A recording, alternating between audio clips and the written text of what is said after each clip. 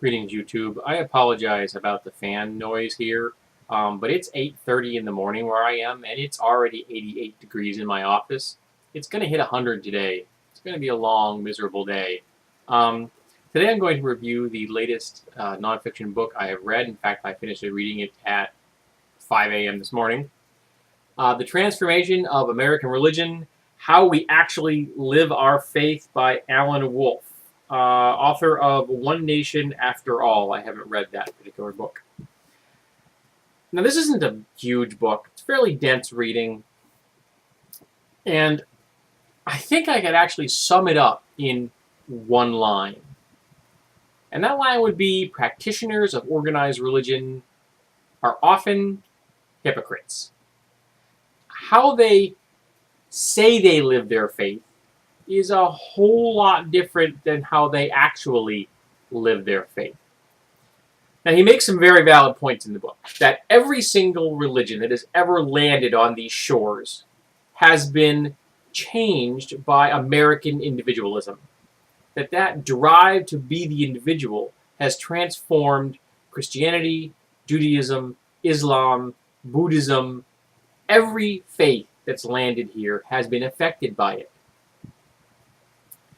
And he pretty much covers the big three desert traditions, Christianity, Islam, Judaism. He does talk about Buddhism briefly, and he makes a couple of passing references to a couple of other faiths, but doesn't go into any kind of detail whatsoever. So, since he is discussing America, the bulk of the book is going to be about the different varieties of Christianity, Catholicism, Protestantism, and of course all the varieties of Protestantism. And I think he briefly talks about the Christian Orthodox churches as well.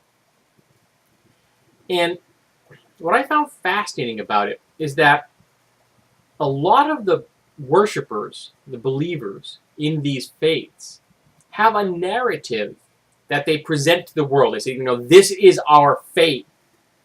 And yet that how they actually live their faith often bears no resemblance of any kind to what they are saying the narrative of their faith is.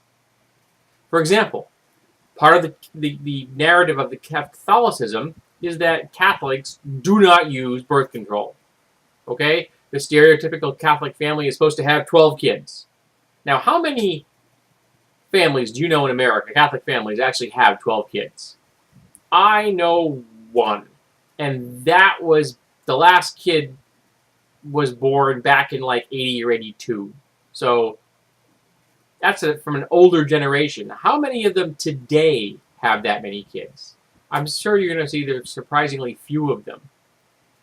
The reality is that 85% of Catholic women use artificial birth control. Yet the narrative they present to the world is that Catholics do not use birth control. Now, since this author is just talking about the transformation, how the faith has been changed by Americans, he doesn't go into the why it's been changed. And to me, that would have been far more interesting. It would have made this book twice as long. It may not have been something he wanted to write about. I don't know where to look for those answers, and I would like to find that reference. I would like to find that book, because I think it would be very interesting to find out, why do Protestants say the Bible is an inerrant document, and yet they don't live their lives as though the Bible is an inerrant document? They say it, but they don't do it. Another thing he talked about were the mega churches, the churches that have like 4,000 people show up for a service on a Sunday. And I'm reading this, and I'm just like, how can you have a genuine, sincere connection to the divine in a hive? You are nothing but a spiritual drone in that situation. It is so alien to me, and I just cannot imagine how it's anything more than team theism. Yay, yay, we're on this team. The pastors of these churches talk about how, they compare their churches like, I've got more parishioners than he's got. And I've saved more souls this month than that church saved in 10 years. That is not a spiritual pursuit that makes any sense to me, nor do I think it's a way to actually achieve spiritual enlightenment. And they talk about some radical groups. some groups that have really broken away and gone into a new direction. For example, one church out in California, they've gotten, like, they don't have pews. They have comfortable chairs and bean bags and things like that. Lounges, a lounge environment. They use music and theater and dance, and they use drama to all convey their Christian faith to the world around them. They make a point to make sure to drive home that people of all races are equal. I'm reading this, I'm like, wow, this sounds like a really cool group.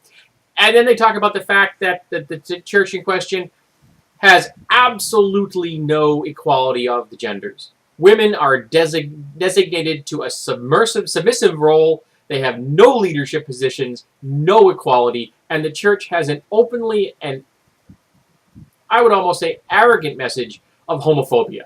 And I'm just like, you've came so far. That's like the guy in the head of a marathon. The first runner, he's gonna win, stops 10 yards short of the line and says, yeah, it's close enough.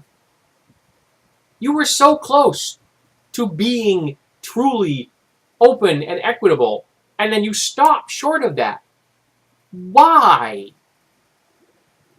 So it's a thought-provoking book. I found it fascinating and infuriating.